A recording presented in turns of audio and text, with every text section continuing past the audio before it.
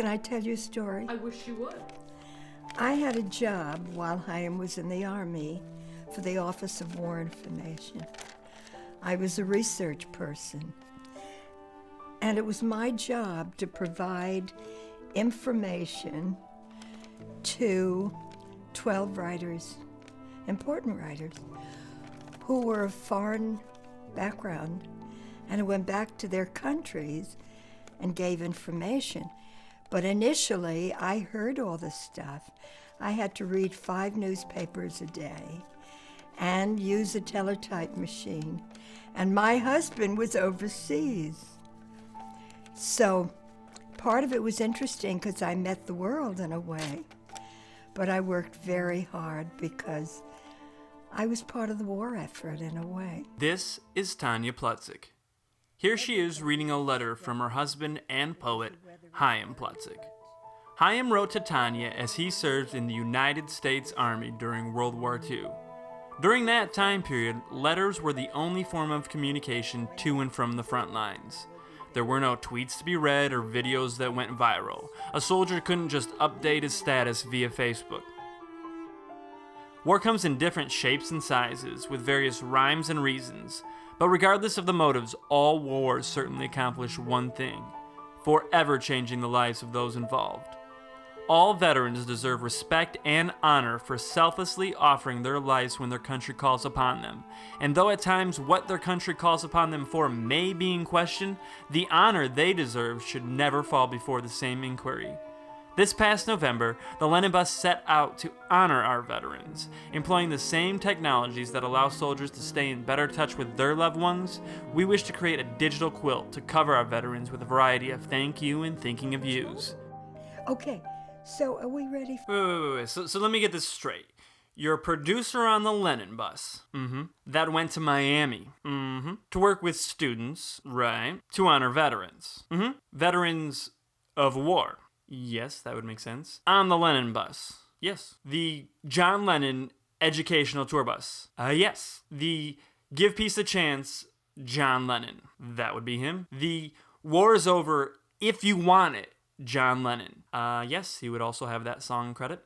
How in the help you to understand how that came to be? Well, certainly. Veterans Day, as us bald eagles know it, originates from something much bigger than the Main Street parades and free sloppy joes at the local VFW. The idea of Veterans Day originates from Armistice Day, and the name actually wasn't changed to Veterans Day until after World War II.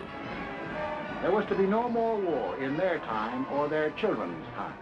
Okay, so then what is Armistice Day all about? Well, Armistice Day is celebrated on November 11th and commemorates the armistice signed between the Allied forces of World War I and Germany. The signing took place on the 11th hour of the 11th day on the 11th month.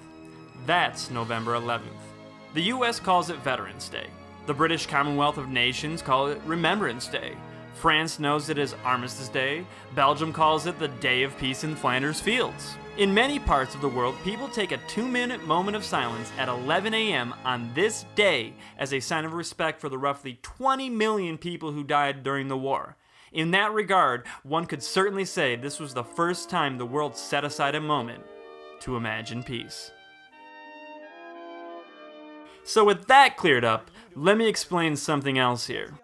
Before this whole production in Miami started, you may recall seeing a devastatingly handsome young man on the internet encouraging you to send in your letters, poems, photos, and videos to us so we could include them in the piece.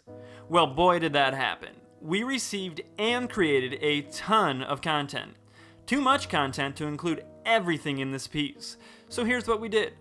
Throughout the video, you're going to come across a segment that you want to explore further and maybe learn a little more about.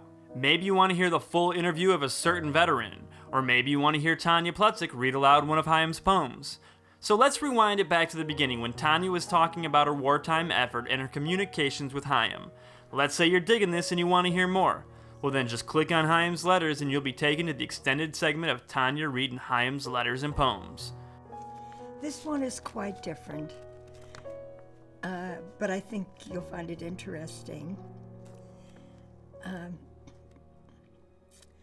The back address is Headquarters, Number 1 Group, Royal Air Force, East Durham, Norfolk, March 19th, 1945.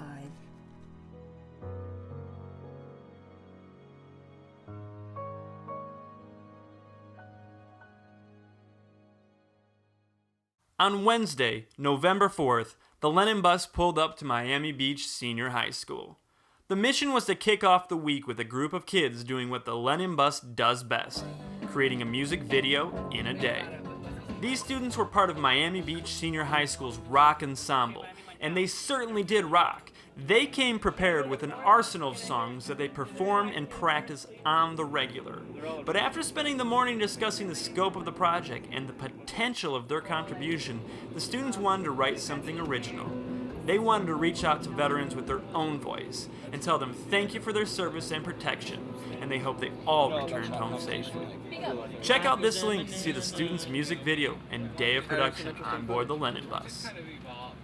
You've done so many different kinds of projects over all the years. Hi, I'm David Harrison. This is Larry Thorson. He's a member of Veterans for Peace, and we're here with some design and architecture senior high students. And right now they're writing letters to individuals serving their country. Thursday, November 5th. What are you guys doing? The Lennon Bus pulled up to DASH, that's Design and Architecture Senior High. We had arranged for some veterans to come by and speak with the students. The students then went on to produce and direct interviews with the veterans focusing on two organizations, Veterans for Peace and Make-A-Wish for Veterans. They created a thank you card for current soldiers and shared poetry with each other that they had written, reflecting on their thoughts and feelings of war and those involved. The idea of it involved. repulses me, and for a long time, so did the idea of those who went into the war. I'm not completely sure what it was I thought, but I thought there was something wrong with the soldiers. I wondered, why would you ever willingly go somewhere where you might die? I'm a 16-year-old girl woman. I say girl woman because I don't really know a lot about how the world works, and while I would like to imagine that I know everything, realistically, I know I don't. Check out these links to learn more about the productions created during our day at DASH. It's good for morale. You could be overseas in a situation like that and you get the feeling that everybody's forgotten you. It helps to get a word from home. Yeah, sort of bridging this disconnect that maybe a lot of these soldiers serving right now feel about where their home is.